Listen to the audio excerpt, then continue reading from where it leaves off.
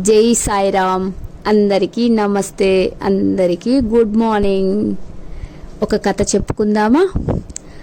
ఒక దారిలో ఒక వ్యక్తి చేతిలో లాందర్ పట్టుకొని నడుచుకుంటూ వెళ్తూ ఉంటాడు.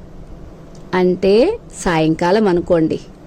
వెళ్తూ ఉన్నప్పుడు ఇంకొంత దూరం వెళ్ళిన తర్వాత అతనికి ఇంకొక అతను తోడవుతాడు. తోడైనప్పుడు వెళ్ళే కొంచెం చీకటి పడుతూ ఉంటుంది. ఇద్దరు చక్కగా కలిసి మాట్లాడుకుంటూ సరదాగా వెళ్తూ ఉంటారు. వెళ్తూ ఉన్నప్పుడు వాళ్ళిద్దరూ దారిలు వేరు వేరు అనమాట. ఒకరు ఒకవైపుకు ఒకరు ఒకవైపుకి వెళ్ళిపోవాలి. ఈ ఫస్ట్ వెళ్తున్న వ్యక్తి చేతిలో ఏముంది? లాందర్ ఉంది, అంటే లైటింగ్ ఇస్తూ ఉంటుంది. ఈ రెండో వ్యక్తి దగ్గర ఏమీ లేదు. ఇతనితో నడవడం వల్ల అతనికి కూడా రోడ్డు మీద వెళ్తురుతో హ్యాపీగా నడుచుకుంటూ వెళ్తున్నారు. ఇంకా వేరే ఎవరి దారి వాళ్ళు వెళ్ళాలి అనుకున్నప్పుడు లాందర్ ఉన్న వ్యక్తి ఏమో తన రోడ్డులోకి ఎంచక్కగా హ్యాపీగా చేతిలో లైటింగ్ పెట్టుకొని నడుచుకుంటూ తన గమ్యానికి చేరుకోగలడు.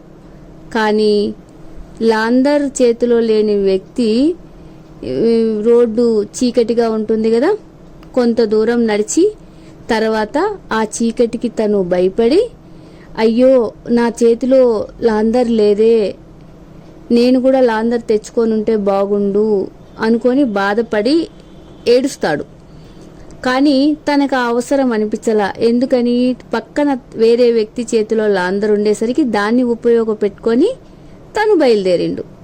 కానీ విడిగా అయిపోయేటప్పుడు తన దగ్గర లాందర్ లేకపోయేసరికి ఏమైంది? తన ప్రయాణం చీకటిలో సాగవలసి వస్తుంది. అప్పుడు భయపడితే తనకి లాందర్ వస్తుందా అంటే ఇక్కడ వెలుగు అన్నమాట. అప్పుడు అతనికి ఏం అర్థమైంది? ఎవరు కూడా మనతో చివరిదాకా తోడుగా రారు, మనమే మన దారికి వెలుగు బాటలాగా తయారవ్వాలి.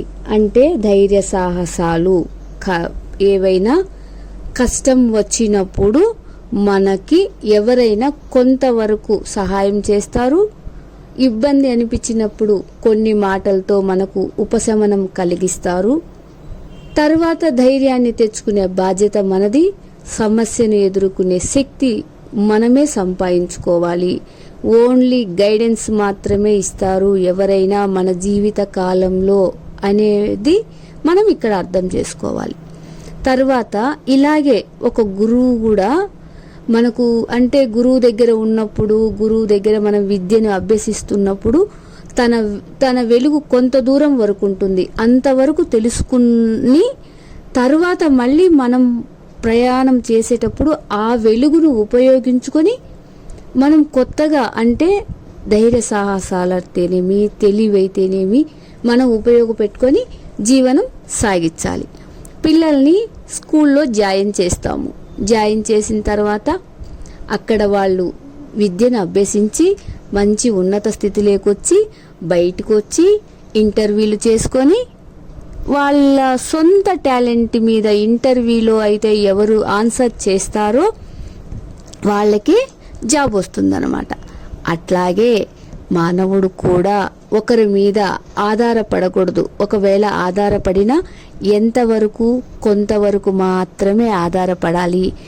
మన జీవితానికి మనమే వెలుగు బాటలాగా అవ్వాలి.